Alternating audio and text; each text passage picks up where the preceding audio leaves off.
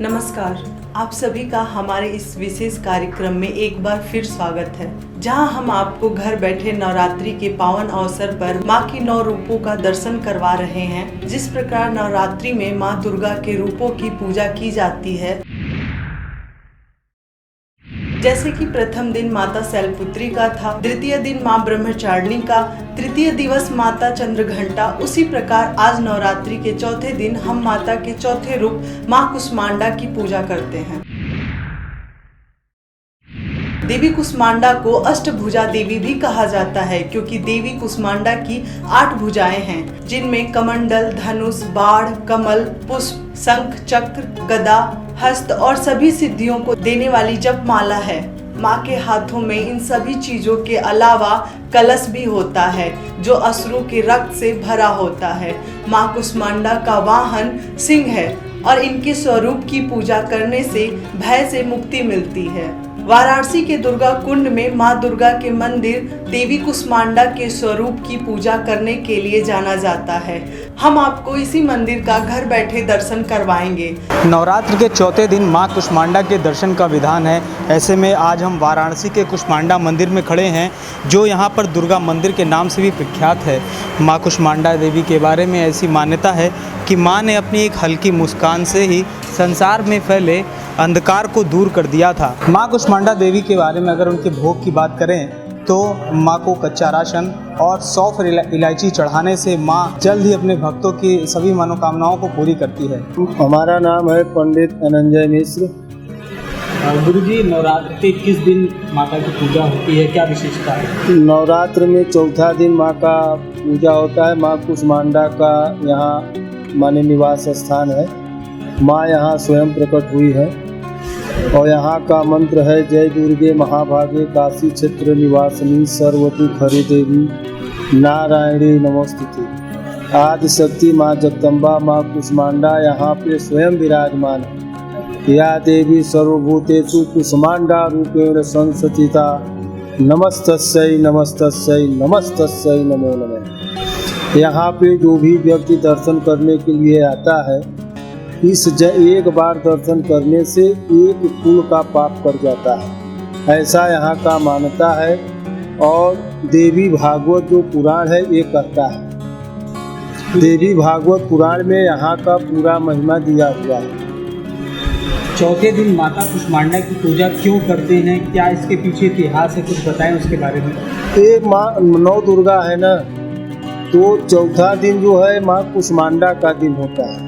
हाँ, तो 9 दुर्गा में माँ कुष्मांडा यहाँ पे विराजमान है। आदि शक्ति। किस प्रकार का भोग माँ को पसंद है? माँ को जो है कच्चा भोग लगता है।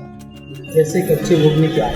कच्चे भोग में जैसे चावल है, दाल है, सब्जी है, रोटी है, सब्जी है, यही इनको भोग लगता है। और बलि इनको जो है खसका का कोहड़ा आप जानते होंगे जी। हाँ, तो चौथे दिन खसका का कोहड़ा का बलि भी होता है। हर साल मंदिर में माता के भक्तों की भीड़ लगी रहती है। इस मंदिर को बंदरों का भी मंदिर कहा जाता है, क्योंकि मंदिर के चारों तरफ बंदरों का जमावड़ा लगा रहता है।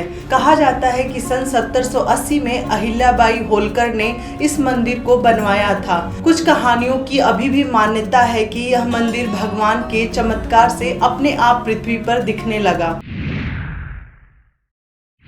अब माता के दर्शन तो आपने कर ही लिया, अब आइए जानते हैं कैसे पड़ा माता के चौथे स्वरूप का नाम कुष्मांडा। कु का अर्थ है छोटा, उष्मा का अर्थ है ताप, अंडा शब्द का अर्थ है ब्रह्मांड। शास्त्रों के अनुसार माँ कुष्मांडा ने अपनी दिव्य मुस्कान से संसार में फैले अंधकार को दूर किया था। चेहरे पर हल्की मुस्कान लिए माता कुष्मांडा को सभी दुखों को हरने वाली माँ भी कहा जाता है। माँ दुर्गा का यह इकलौता ऐसा रूप है जिन्हें सूर्यलोक में रहने की शक्ति प्राप्त है।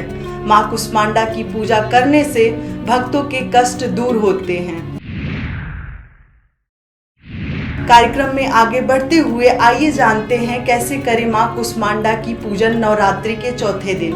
कहा जाता है कि माँ कुष्मांडा को कुम्हड़ी की बलि प्रिय है, इसीलिए नवरात्रि के चौथे दिन सुबह सवेरे उठकर स्नान कर हरे रंग के वस्त्र धारण करें। माँ की मूर्ति के सामने घी का दीपक जलाएं और माता को तिलक लगाएं।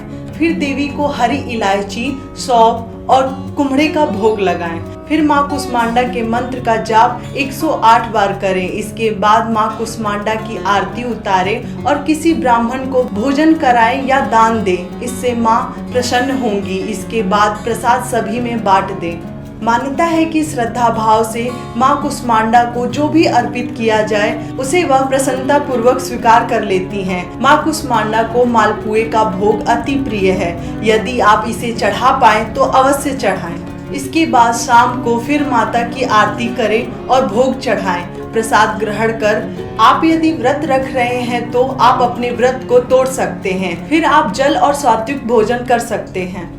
तो इस प्रकार नवरात्रि के चौथे दिन का समापन होता है। हम आपसे कल फिर मिलेंगे माता के 5वें रूप के साथ, अथवा माता की और अन्य कहानियां आपसे साझा करेंगे। आप भी हमारा यह वीडियो माता के सभी भक्तों के साथ साझा करें और माँ के भक्ति में लीन रहें। हम आशा करते हैं कि माँ की कृपा आप सभी के साथ बनी रहे।